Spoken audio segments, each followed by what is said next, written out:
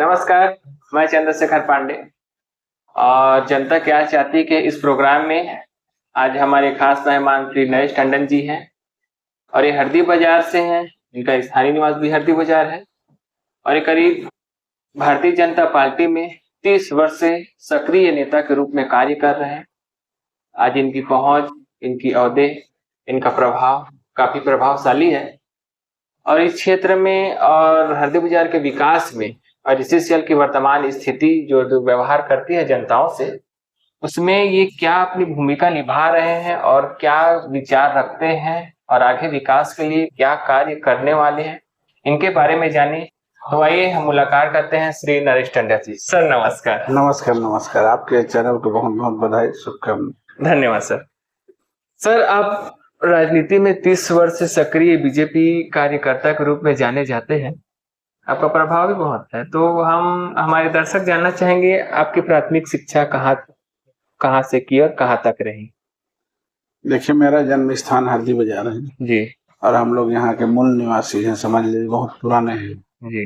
और मेरा बचपन का शिक्षा भी यहीं हरदी बाजार के बस्ती के स्कूल है, वहीं से शुरुआत होकर के यहाँ के जो ग्राम भारती महाविद्यालय कॉलेज है जी, वहाँ मैंने अपना उच्च शिक्षा प्राप्त किया है और मेरा शैक्षणिक योग्यता राजनीति शास्त्र में मैं किया हूँ। जी। अब राजनीति शास्त्र में की है जी। तो वहीं से राजनीति में प्रवेश करने का विचार आया कि पहले से ही आप राजनीति में प्रवेश कर चुके थे? नहीं नहीं, राजनीति में तो हम लोग जब हाई स्कूल में थे जी तो थोड़ा थोड़ा लगाव राजनीति में हम लोग का शुरू हो गया था, छात्र राजनीति जिसको बोलते हैं जी। लेकिन जब 1994-95 में हमारी माँ यहाँ की प्रथम सरपंच बनी और उसके चुनाव प्रचार में हम लोग शुरू किए प्रचार करना और उसके कार्यकाल में चुनावी लोगों से, नेताओं से उठना बैठना होता था, तो हम लोगों में भी धीरे धीरे राजनीति की भावना प्रकट हो गया और इंटरेस्ट बढ़ने लगा। फिर धीरे धीरे हम लोग सक्रिय राजनीति में आ गए। आपकी माता जी को राजनीतिक गुरु आपके लिए कहें तो क्या उचित रहेगा?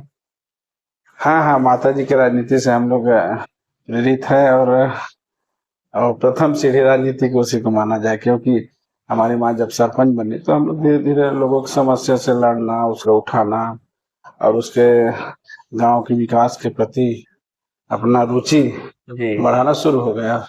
उसी समय फिर धीरे धीरे राजनीति अब ग्राम में पार्थिव विद्यापीठ से पढ़े हुए हैं और वर्तमान छात्र कॉलेज के लिए दर दर भटक रहे हैं। कॉलेज की व्यवस्था ऐसी है कि कंटेनर पे है, तो ऐसी दुर्दशा है। आप कुछ इसमें विचार रखते हैं कि कुछ करने का प्रयास कर रहे हैं? देखिए, मैं शासकीय ग्राम भारती महाविद्यालय में पढ़ा हूँ और वहीं का मुझे एक बार चेयरमैन बनने का भी मौका मिला जी। 5 साल तक मैं वहाँ का चेयरमैन भी रहा।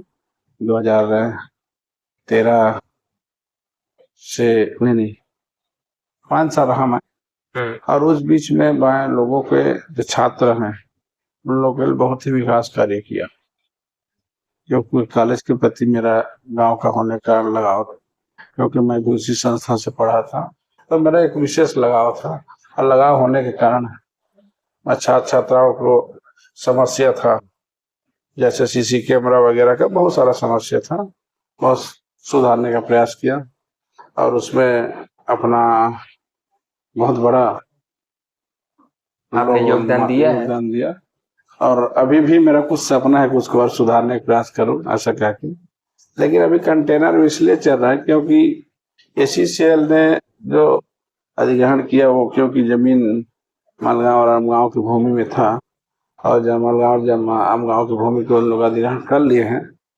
फिर उसको शासन प्रशासन ने स्थापित करके हरदी बाजार की स्टेडियम में कंटेनर से अभी संचालित कर रहे, क्योंकि जो महाविद्यालय जो पहले जिस संस्था में बनाने के लिए स्वीकृत हुआ था तो कुछ आपसी विवाद के कारण मामला कोर्ट न्यायालय में चले गया, हाई कोर्ट में। तो लोग जब तक न्यायालय का फैसला नहीं आ जाता तब तक अभी अस्थायी रूप से कंटेनर में चला रहे हैं।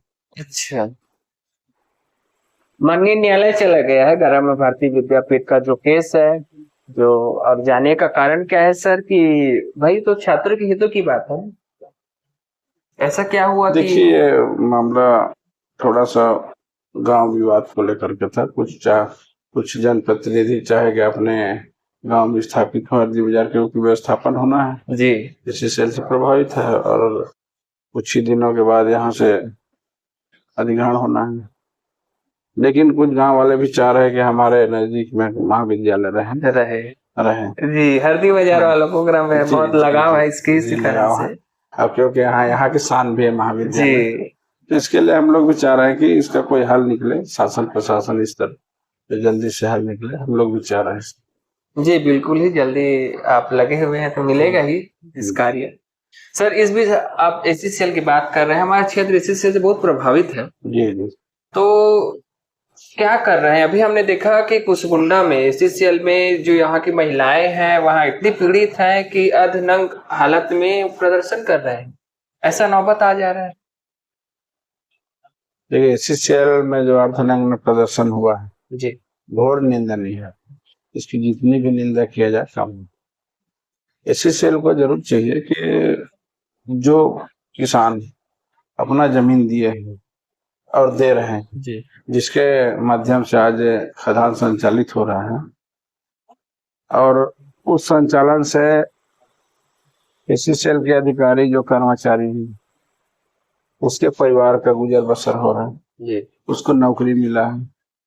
शासन प्रशासन को जो बिजली पैदा होना है सरकार को उसका काम चल रहा है जी जो अपना जो मूल अपनी आत्मा, जो जमीन को आत्मा बोलते हैं, जी भाई हमारी आत्मा है, दादा परदादा का जमीन दे रहा है, जी बिल्कुल। तो वो आत्मा जो हमारी जमीन है, हमारी जिगर का टुकड़ा है, उसको दे रहा है। तो एचसीएल के अधिकारियों को भी एक दायित्व तो बनता है कि लोगों की क्या समस्या है उसको गंभीरता पूर्वक विचार करके निराकरण करे, चाहे मकान के व्यवस्था का समस्या हो, चाहे नौकरी की समस्या हो, चाहे व्यवस्थापन की समस्या हो, चाहे मुआवजा की समस्या, जो भी समस्या है उसमें गंभीरता पूर्वक एचसीएल को विचार करके उसका निराकरण करने का प्रयास करना चाहिए। अब मेरा तो अनुरोध है कि शासन प्रशासन भी इसमें गंभीरता दिखाए। ट्रिपल इंजन की सरकार में एसीसीएल ऐसी मनमानी कर रही है, क्या शासन के हाथों में नहीं है ये? हम पूर्व में आदरणीय ननकीराम कंवर जी से मिलने गए थे तो हमने उनसे सवाल किया तो उन्होंने कहा कि सारी जिम्मेदारी शासन की है। आप किसे जवाबदेही मानना चाहेंगे? देखिए इसमें सरकार के लोग दोष नहीं है जी, जो प्रशासनिक अधिकारी जो रहते हैं एसीसीएल के कुछ उन लोग के तानाशाही रवैया, जी ईगो पावर जिसको बोलते हैं, इन लोग अपने आप को थोड़ा सा ज्यादा ही ईगो पावर दिखाते हैं, जिससे कारण समस्या में एकदम ज्यादा गंभीरता पैदा होता है। और मैं तो वही बोलूंगा कि क्योंकि एसीसीएल का समस्या बहुत पुराना समस्या और वर्तमान में भी एसीसीएल की समस्या आने वाला है, इसके लिए एक अच्छा से प्रशासनिक अधिकारी और एसीसीएल के अधिकारी स्थानीय जनप्रतिनिधियों की कमेटी बन करके अच्छा निराकरण का प्रयास होना चाहिए, क्योंकि धीरे धीरे ये समस्या बढ़ते जा रहा है, घटती की ओर नहीं है, बढ़ती की ओर है। तो इसका निराकरण होना चाहिए क्योंकि लोग भटक रहे हैं। आप क्या अपेक्षा रखते हैं एसीसीएल से ताकि समस्याओं का निराकरण हो, समस्या कम हो ना कि बढ़े?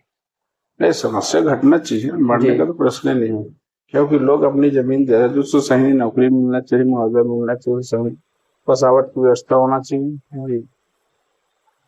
और जो एसीसीएल का रवैया है उसमें सुधार भी होना चाहिए, क्योंकि वो स्थापित लोगों से सीधी में बात नहीं करना चाहते जी, जो एक गंभीर समस्या है। उन लोग को प्रेम से बात करें, उन लोग समस्या का निराकरण होना चाहिए। आप क्या चाहते हैं एसीसीएल से ताकि हमारे आप जनप्रतिनिधि हैं ताकि लोगों की समस्याओं का निराकरण हो, आप उनसे क्या संदेश देना चाहेंगे कि आप ये कार्य करें? एसीसीएल अपनी हठ धर्मिता को छोड़ते हुए जी ग्रामीणों के प्रति सकारात्मक व्यवहार करके उसके समस्या जो है कुछ, क्योंकि ग्रामीण तो शासन प्रशासन के पास पहुंच नहीं पाते हैं जी, तो उसके समस्या को स्वयं लेके जाए और उसको एक निराकरण कराने का प्रयास करे। और जैसे एक स्थानीय स्तर पे जी सारे उच्च अधिकारियों का जी एक शिविर आयोजन हो जिसमें तत्काल निराकरण हो समस्या में, क्योंकि लोग घूमते घूमते कई लोग का उम्र कट जाता है, जी एक गंभीर समस्या है। और लोग इतने आगे सरकार के नियमों से अवगत नहीं रहते, अवगत नहीं है। और जो अपने जिसके कारण इतना पिछड़ापन है, जिसका अपने निराकरण नहीं करा पाते और छोड़ देते हैं। शिविर से याद आया, यहाँ हरदी बाजार में शिविर हुई थी तो बहुत गर्मा गर्मी हो गया था। ऐसा क्या हुआ कि अधिकारी यहाँ बोल नहीं पाते हैं, ग्रामीणों पे हावी हो जाते हैं? एससीसीएल ऐसे बोलते हैं कि हम जाते हैं, ग्रामीण हमको भगा देते हैं। नहीं नहीं, ऐसी बात कोई नहीं है। क्या है, एससीसीएल के प्रति लोगों का विश्वास हटते जा रहे हैं जी। क्योंकि जो विश्वास होना चाहिए, भाई आपको अगर 10 समस्या दिया है तब 5 को तो निराकरण करो। सही बात। तो और वो 10 समस्या दिया है, उसके बाद फिर आप बैठक करोगे, उसमें एक समस्या निराकरण नहीं हुआ, तो लोगों का विश्वास जो होता है वो खत्म हो जाता है जी। तो लोग इसीलिए आक्रामक हो जाते हैं। भाई हमारा जो समस्या रखे थे उसमें तो कोई निराकरण किए नहीं हो, और आप आगे की प्रक्रिया आप फिर शुरू कर दिए। जी। तो मेरा तो ये सुझाव है कि समस्या के प्रति गंभीर हुआ, निराकरण कराने प्रयास करें। निराकरण का है सर। इसमें हम देख रहे हैं हरदी बाजार मुहाने पे है एससीसीएल के।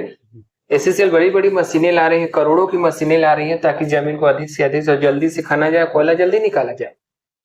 अभी तक एक ऐसा बिंदु पॉइंट नहीं दिखा है कि हम वर्तमान में कि हरदी बाजार का हम अगर यहाँ नहीं कर रहे हैं तो हम बसावट यहाँ देंगे, पानी यहाँ देंगे, बिजली यहाँ देंगे, विद्यालय यहाँ देंगे, कि हॉस्टल यहाँ देंगे, कॉलेज यहाँ देंगे। उनकी कोई बात नहीं होती, केवल खंती की बात होती है। वही तो मैं बार बार बोला हूँ कि ऐसी गंभीरता पूर्वक इस पर विचार करें लोगों की समस्या के ऊपर, क्योंकि वो अपने ही व्यवस्था देखता है जी, लोगों की जो मूल समस्या उसको देखता नहीं है, तो उसमें ध्यान देना। जी बिल्कुल ही। और एससीसीएल अपनी मनमानी कर रहा है, हमारे नेताजी इसमें लगे हुए हैं और बात करते रहते हैं। इसी बीच हमारे हरदी बाजार के एक युवा भाई है, उन्होंने कहा कि श्री नरेश टंडन जी हरिजन एक्ट का दुरुपयोग करते हैं, उनका ऐसा आरोप है। आप इस आरोप के बारे में क्या कहेंगे?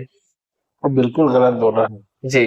देखिए, मैंने आज तक किसी व्यक्ति के लिए कभी भी हरिजन एक्ट तो नहीं बोलूंगा मैं, एट्रोसिटी एक्ट का उपयोग नहीं किया है। जी ठीक है, क्योंकि हरिजन शब्द आपत्तिजनक शब्द है जी, ऐसा उसका उपयोग नहीं किया जाता, संविधान में इसको प्रतिबंधित कर दिया गया है जी।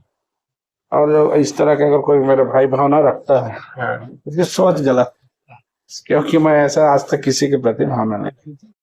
इसी बीच हरदी बाजार के एक और युवा का प्रश्न है कि नरेश टंडन जी को कोई अपना दुश्मन बनाना नहीं चाहते, आपसे हमें हर कोई मित्रता रखने चाहते हैं, क्योंकि आप अपने दुश्मनों को छोड़ते नहीं। ऐसा बिल्कुल गलत बात है भाई, ऐसा नहीं, हमारा कोई दुश्मन नहीं गाँव में जी। हम सबसे भाईचारे के साथ रहते हैं और ऐसा कोई मेरे पास कोई दुश्मन नहीं है जी। और ये है भाई, कोई अपने व्यक्ति गलत काम करता है तो उसको ऐसी दृष्टि से देखता हूँ जी, तो उसकी मानसिकता किसी को मैं रोक नहीं सकता जी, लेकिन हम सबको भाईचारे के साथ चलते हैं। जी बिल्कुल ही भाईचारा के साथ चलते हैं। इसी बीच हम हरदी बाजार में देखते हैं यहाँ बीजेपी के जो सक्रिय और वरिष्ठ कार्यकर्ताओं की कमी हमको ढूंढना पड़ता है कि कोई वरिष्ठ भी और सक्रिय भी हो।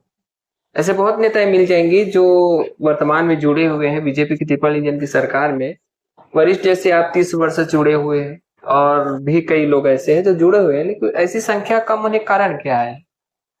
नहीं, देखिए ये हरदी बाजार कांग्रेस से गढ़ है जी, क्योंकि यहाँ के बोधान जी के और 35 साल विधायक हैं जी, हरदी बाजार में भाजपा की हमेशा बढ़ोतरी हो रही है जी, जब से हम लोग जुड़े हैं तब से यहाँ कार्यकर्ता मतदाता सबकी बढ़ोतरी हो रहा है। भाजपा यहाँ आज के समय में एक 50% से ऊपर जी, गाँव में, तो उसमें घटते के प्रश्न नहीं। जी बिल्कुल ही। और नए युवा जो राजनीति में आना चाहते हैं उनके लिए आप क्या कहना चाहेंगे? नए युवा जो राजनीति में आना चाहते हैं उसका स्वागत हुआ है, बहुत अच्छी बात है। युवाओं को राजनीतिक इच्छा शक्ति अगर पैदा हो रहा है तो अच्छी बात है। आपने एक रोड मैप और दिशा निर्धारण हमारे जो, और हरदी बाजार में एक ऐसा क्षेत्र है जहां आसपास के 60 से अधिक गांव हैं जो निर्भर करते हैं यहाँ और रहते भी हैं। और यहाँ के जो नेताएं हैं, जो बिजनेसमैन हैं, जो यहाँ दुकानदारी चलाते हैं, बहुत प्रभावित रहते हैं, निर्भर रहते हैं। तो आसपास के क्षेत्र यहाँ देखते हैं कि कुछ रोजगार का अवसर मिल जाए सर, तो उस रोजगार के अवसर के लिए क्या कार्य किया जा रहा है? देखिए, औद्योगिक क्षेत्र होने के कारण हरदी बाजार, दीप का एरिया, यहाँ के आसपास के युवा लोगों को एक अपेक्षा रहता है कि हमको भी रोजगार मिले जी। और स्वाभाविक है, उन लोग का अपेक्षा स्वाभाविक है और उन लोग को मिलना भी चाहिए रोजगार, क्योंकि जब युवा पढ़ लिख के तैयार होता है तो उसके परिवार के, उसके रिश्तेदार को, उसके गांव के लोगों को एक उम्मीद रहता है कि हमारा बेटा पढ़ लिख गया तो कुछ रोजगार करे, कुछ व्यवसाय करे और घर के जिम्मेदारी संभाले।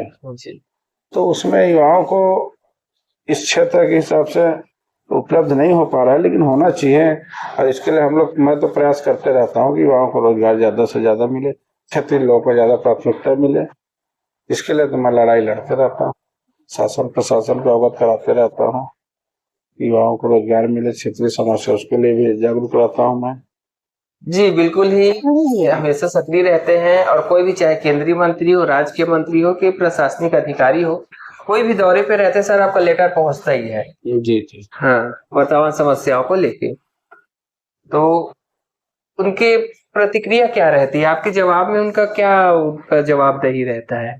जवाब देखिए, हम लोग एक जनप्रतिनिधि के नाते जी, हमारा दायित्व होता है, फर्ज होता है कि हम क्षेत्र की समस्या को, गांव की समस्या को शासन प्रशासन को अवगत कराएं। जी। हमारे जो सरकार के जो मंत्री हैं, नेता हैं, विधायक है, सांसद है, मंत्री है, उसको अवगत कराएं। तो हमारा एक दायित्व बनता है कि अगर हम जनप्रतिनिधि हैं, जागरूक व्यक्ति, समाज सेवी हैं, तो हमारा एक दायित्व होता है कि हम उस हमारे समस्या को लेकर के जी, और अपने आवेदन के माध्यम से, क्योंकि मौखिक तो भूल जाएंगे जी, तो आवेदन दे करके उसको हम लोग याद जरूर लाते हैं कि भाई हमारे क्षेत्र में इस तरह समस्या, इस पर निराकरण कराने का प्रयास कीजिए, और उसकी लड़ाई लड़ते रहते हैं। बिल्कुल जी, बिल्कुल ही। और इसी बीच हरदी बाजार में बीजेपी की सरकार है, यहाँ क्षेत्रीय विधायक भी है आपके, और बीजेपी हमेशा दावा करती है कि हम हिंदूवादी हैं और हिंदू के हित में कार्य करते हैं।